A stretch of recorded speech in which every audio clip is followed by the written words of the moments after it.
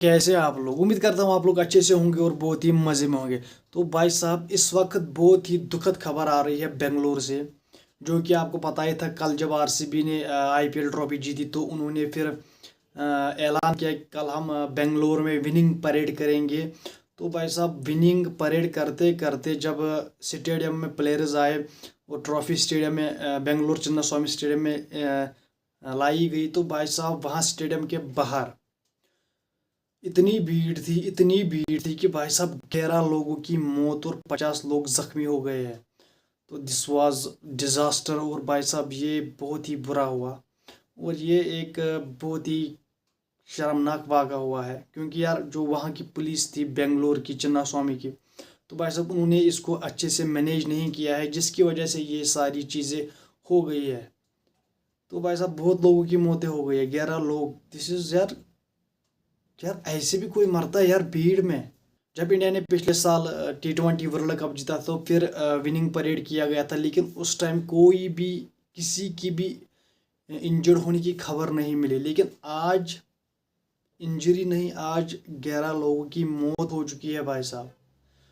तो ये बहुत दुख की बात है। ये सच में बहुत ही दुखी खबर है। ये सुनकर तो पूरा जो आरसीबी ने जो जीता था उस सारे का मज़ा ही खराब हो गया। क्योंकि यार एक तरफ उन्होंने 18 साल के बाद एक ट्रॉफी जीती आईपीएल, और उसी उसी सीजन में दूसरी तरफ 11 लोगों की मौत आरसीबी के विनिंग परेड में स्टेडियम के बाहर भगदड़ मची। तो भाई साहब वहां पर कुछ लोग कुचल दिए गए, कुछ लोग ऊपर से चढ़ गए लोगों को, और 11 लोगों की मौत।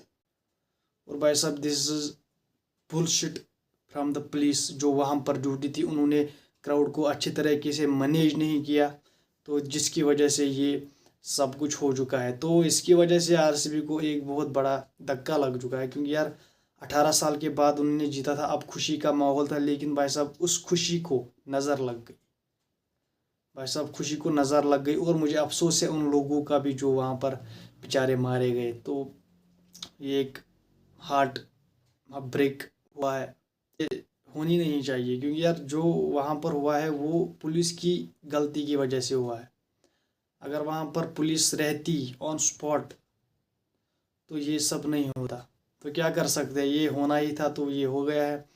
और भाई साहब बात करेंगे, ऑस्ट्रेलिया ने अपना स्क्वाड अनाउंस कर दिया है वेस्ट इंडीज़ टूर के लिए, जिसमें मिचेल मार्श आपको कैप्टन मिलेंगे, कुछ मैच विनर्स भी आपको मिलेंगे, एडम जम्पा लाइक, और मैक्सवेल भी वापस आ चुके हैं टीम में, कुछ नए चेहरे भी मिलेंगे जैसे इंग्लिश विंग्लिश वगैरह। तो ये सब स्क्वाड अनाउंस कर दिया है ऑस्ट्रेलिया ने।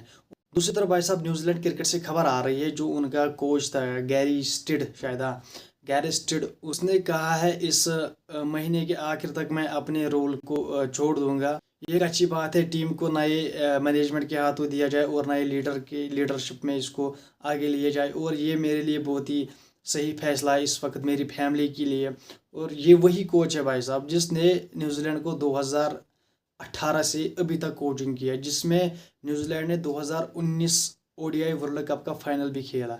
तो क्या अब न्यूजीलैंड नए दौर में एंटर करेगी? तो कौन होगा न्यूजीलैंड का अगला कोच? अगर आपको पता हो, कोई अंदाज हो, तो आप कमेंट में बता सकते हैं। और भाई साहब कल इंग्लैंड और वेस्ट इंडीज़ के बीच जो तीसरा ओडीआई था, उसमें पता है आपको क्या हुआ? उसमें हुआ ये कि भाई साहब जो वेस्ट इंडीज़ की टीम थी वो फंस गई ट्रैफिक में। वो टॉस डिले हुआ, जिस वक्त मैच था उस वक्त वो नहीं हुआ, टॉस डिले हुआ, सीधी बात है। सीधी बात यह है, वेस्ट इंडीज टीम ट्रैफिक में फंस गई।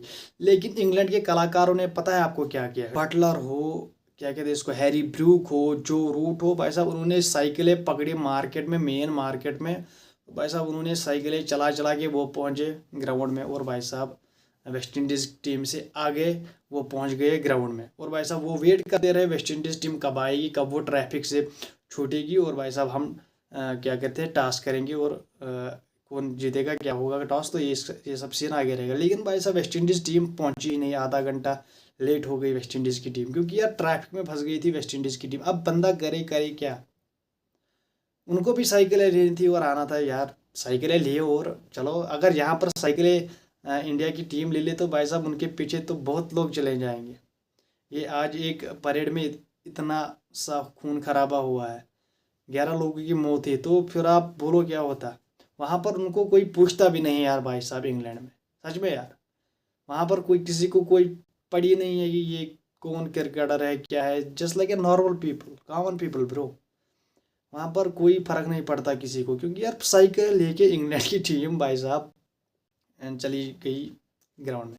आपने ये देखा भी होगा, इंग्लैंड का कोई प्लेयर हो, क्या कहते हैं इसको, पाकिस्तान का, श्रीलंका का, ऑस्ट्रेलिया का, जो भी कोई प्लेयर हो, वहाँ पर वो एक फ्रीली घूमता है भाई साहब, कोई टेंशन नहीं होती है वहाँ, क्योंकि वहाँ का एनवायरनमेंट ही ऐसा है। तो भाई साहब ये एनवायरनमेंट नहीं है, वो एनवायरनमेंट है। हाँ, फिर मुझे ट्रोल मत करना इस पर कि इसने एनवायरनमेंट बोल दिया, तो डिफरेंट मीनिंग है इसकी। तो भाई साहब मैं मिलता हूँ आपसे अगले वीडियो में, तब तक के लिए चैनल को कीजिए सब्सक्राइब, वीडियो को कीजिए लाइक और बेल आइकन पर ज़रूर प्रेस कीजिए।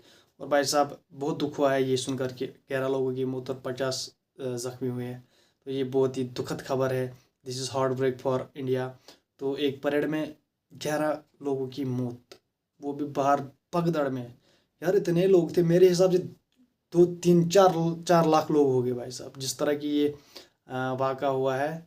11 लोगों की मौत और 50 इंजोर्ड, तो ये बहुत तौबा तौबा तौबा, ये बहुत बुरा हुआ। और this is really heartbreaking news. और भाई साहब मैं मिलता हूँ आपसे अगले वीडियो में, तब तक के लिए बाय बाय।